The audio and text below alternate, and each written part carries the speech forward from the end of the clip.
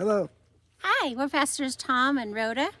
I've had the honor and privilege of serving as an FMI officer for many years. And just recently, they asked Rhoda and I to lead this organization, Ministerial Fellowship, that has been in existence since 1944 to serve people and to help people discover and continue in their calling. And we just love that. We love being around pastors and leaders and helping them. We've been pastors for many, many years ourselves.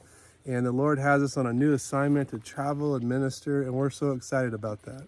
We are excited to get connected with you. We'd love to hear about your ministry and what God is doing. We will be contacting you, and we would love to be prayer partners with you. So we are so excited to even be able to have the chance to visit you and just be there with you.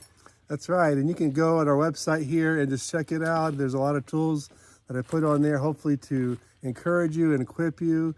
And if you can think of anything else that we can do to help you, we would love to know that. And you can see our contact information there, how to reach us personally. We would love to connect with you personally, however that we can.